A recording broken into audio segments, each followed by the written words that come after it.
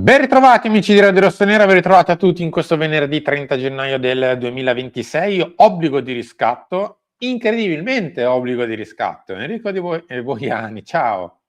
Ciao, buongiorno a tutti, ben ritrovati. Sì, finalmente un obbligo di riscatto in cui si parla finalmente di nomi, di mercato, di trattative e quindi siamo molto felici. Siate felici anche voi insieme a noi attraverso i like, quindi pollicione in su, cliccatelo qua sotto, iscrivetevi al canale, attivate la campanella. Se vi va potete anche abbonarvi a 2,99 per farci andare avanti e supportarci, quindi grazie a tutti coloro che lo fanno e continuate così perché siete tanti, quindi fatelo.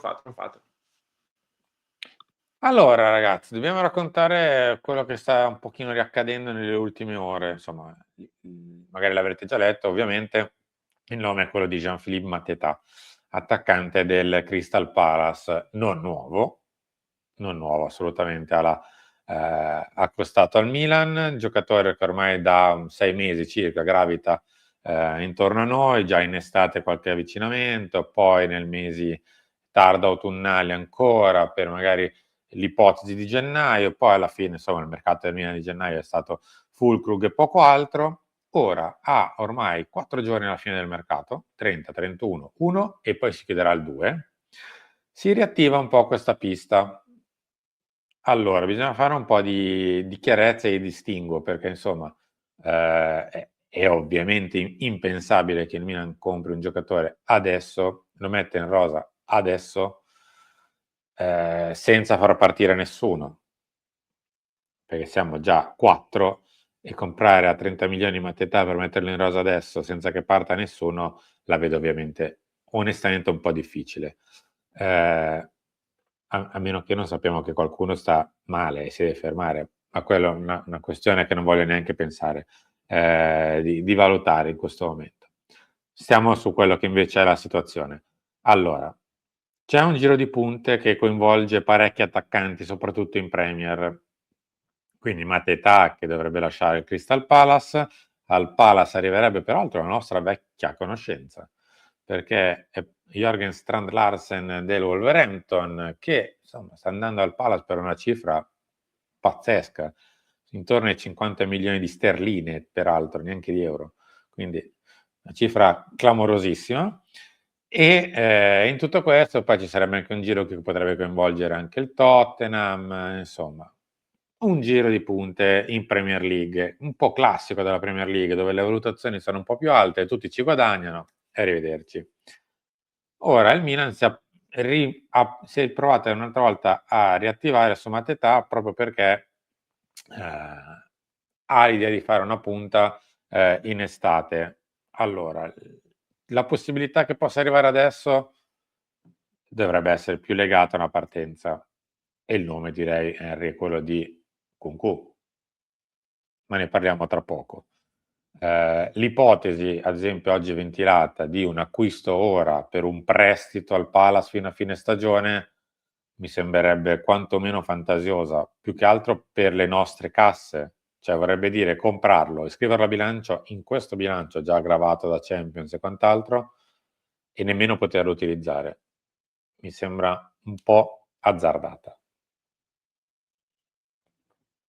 Sì, Simo, siamo andati a letto, mi verrebbe da dire, con questa notizia che ci ha un pochino sorpreso, sia perché il Milan teoricamente avrebbe forse più bisogno di un difensore che di un attaccante, sia perché Mateta era ed è sulla lista del Nottingham Forest e sembrava poter andare al Nottingham Forest senza tralci. È ovvio che il Crystal Palace sta chiudendo Strand Larsen, tra l'altro cioè, il Wolverhampton è ultimo in classifica in Premier League con credo una manciata di vittorie o poco meno.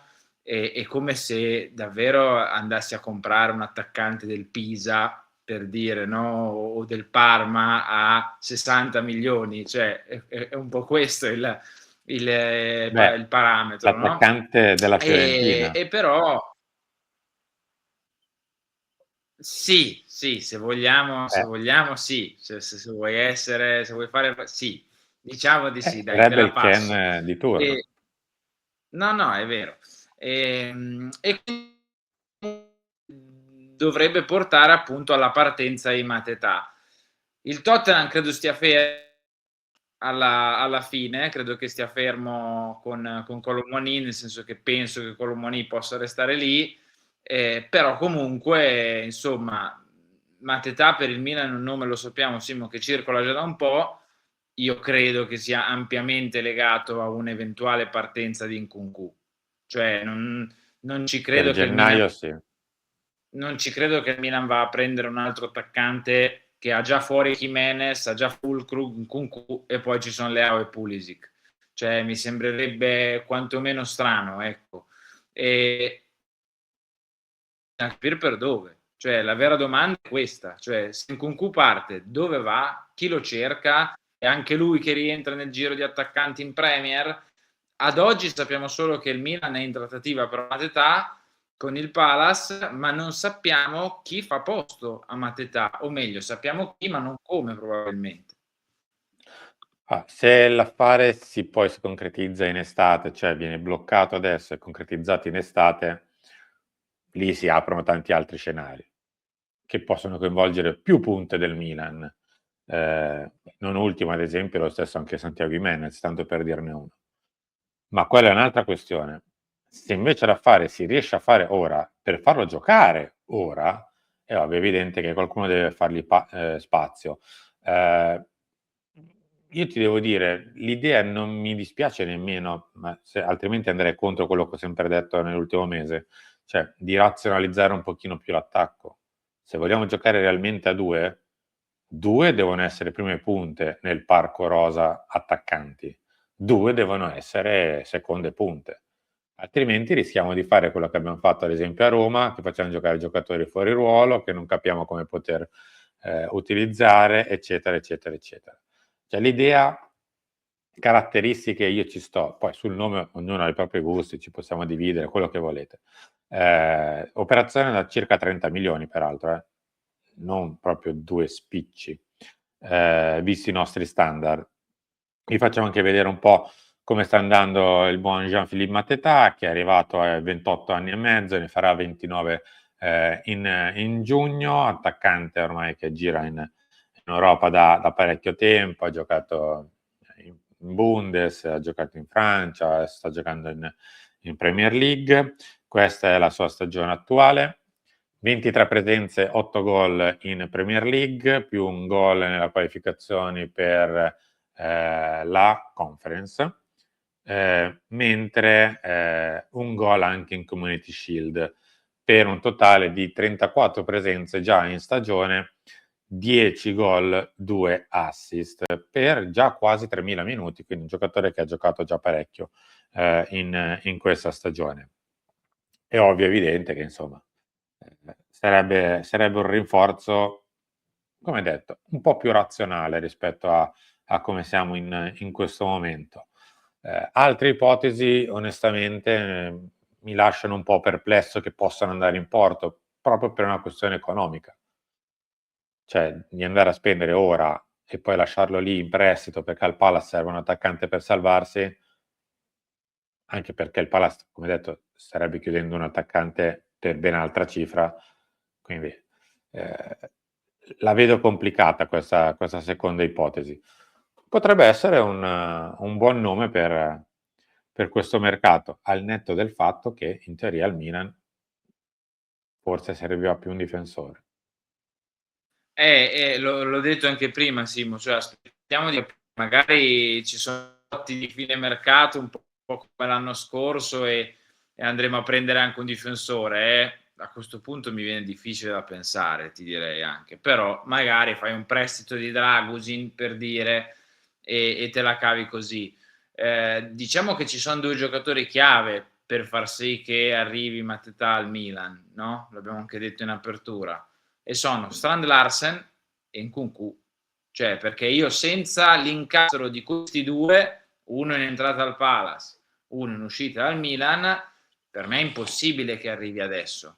Ecco, cioè proprio sono due condizioni qua non, cioè due cose che devono accadere a livello proprio logico, sia Strand Larsen che va al Palace, perché avranno bisogno di un attaccante, il Palace è andato giù proprio a picco, no? Dopo il buon inizio in Premier League ha fatto un mezzo disastro in campionato, e il Milan non può tenere 5 attaccanti e mezzo in rosa, cioè non si può, cioè ne abbiamo troppi. Poi capisco che tutti sono mezzi acciaccati, Leao mezzo acciaccato, Pulisic mezzo acciaccato, Fulcur con l'infrazione, Nkunku che ogni tanto ha avuto qualche noia, Jimenez che è fuori fino ad aprile.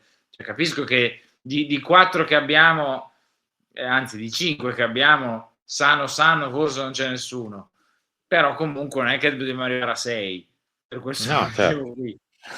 Certo, assolutamente sì.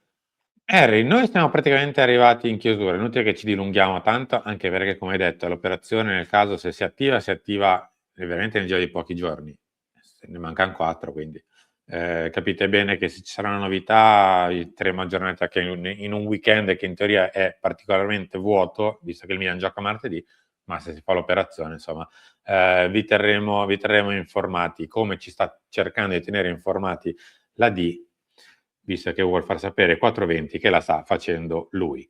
Detto questo, e non so a questo punto se è una gran benedizione, Henry, grazie e ci vediamo tra poco. Simo, ciao a tutti. Ieri ha giocato il Bologna, che è la prossima nostra avversaria, è tornata a vincere, è vero che affrontava il Maccabi, però forse è meglio affrontare una squadra non troppo arrabbiata, non troppo con voglia di riscatto, rispetto che affrontarla invece appunto,